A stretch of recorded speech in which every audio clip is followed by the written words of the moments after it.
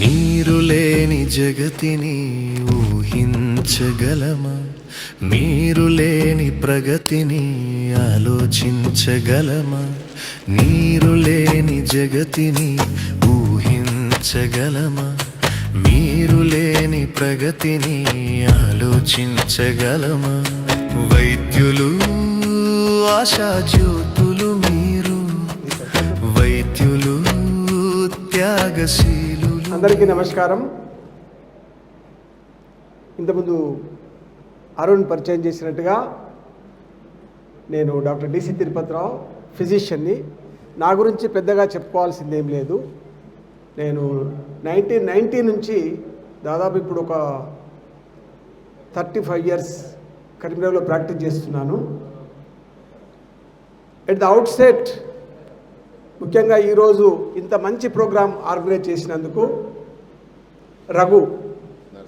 నరసింహరావు గారు, రమణారావు గారు, ప్రకాష్ రావు గారు, వీళ్ళందరూ మా చిరకాల మిత్రులు. They are very active and dynamic people. Raghu ఎంత యాక్టివ్ అంటే అందరి బర్త్డేస్ తన దగ్గర ఉంటుంది. ఈజ్ వెరీ యాక్టివ్ సోషల్గా, ఫేస్బుక్లో కానీ వాట్సాప్లో కానీ చాలా యాక్టివ్ ఉంటుంది. ఆల్మోస్ట్ విఐపి అందరి బర్త్డేస్ సడన్గా వీళ్ళ మొత్తం టీం నా దగ్గరకు వచ్చేసింది.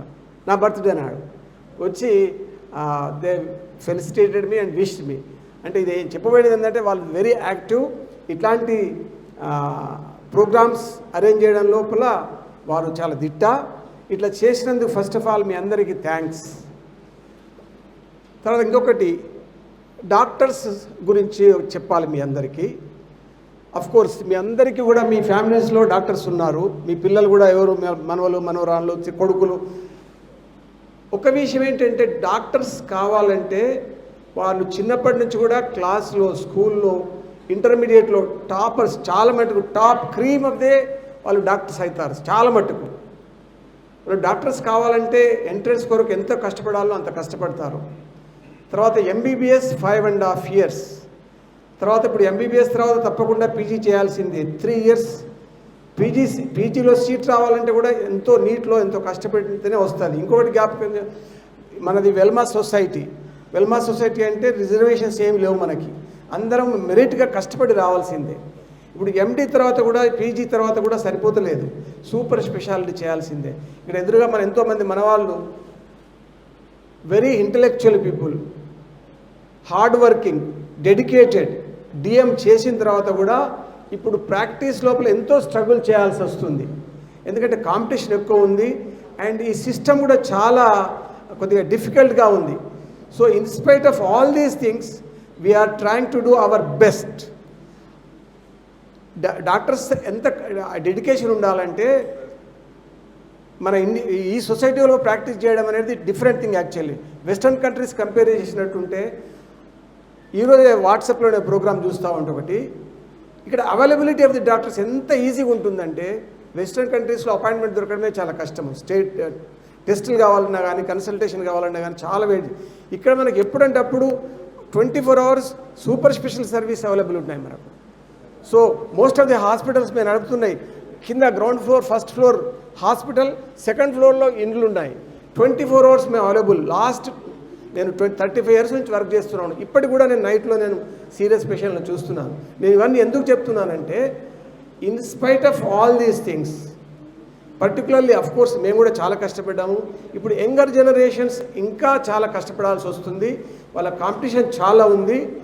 కాకపోతే ఏంటంటే నా సలహా ఏంటంటే కోర్స్ చాలామంది చెప్తారు, మీరు ఎథికల్గా ఉండాలి, మీరు భగవంతుని తర్వాత భగవంతుడు, ఇవన్నీ చాలా చెప్తూ ఉన్నారు. కానీ unfortunately the gap between the physician and patients is increasing. దానికి సొసైటీ సైడ్ నుంచి కూడా చాలా బాధ్యత ఉంది.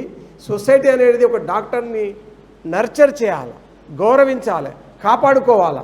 నాట్ ఓన్లీ పాలిటీషియన్స్ కాకుండా పత్రికా మిత్రులైనా కానీ మిగతా సొసైటీ కూడా వాళ్ళు ఏ బ్యాక్గ్రౌండ్ నుంచి వచ్చి గ్రహించాలి. మీరు వాళ్ళు చాలా చిన్నప్పటి నుంచి కష్టపడి పైకి వచ్చి చాలా సెన్సిటివ్ పీపుల్.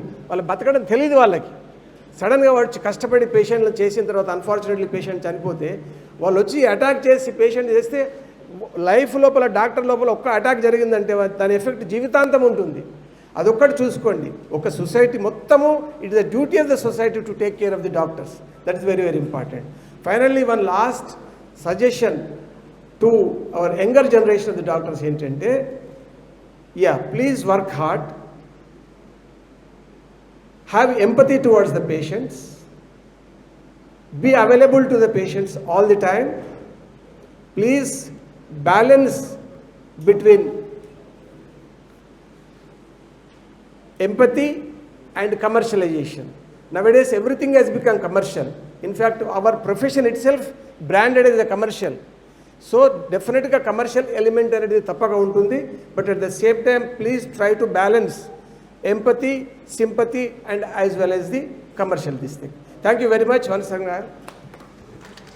అర్ధరాత్రి పిలుపొచ్చిన అలసిపోరు మీరు, ఆపదలో పరుగెత్తి ప్రాణం కాపాడుతారు, చిరునవ్వుతో సేవ చేస్తూ బాధను మరిపిస్తారు, చివరి శ్వాస వరకైనా ఆశను నింపుతారు.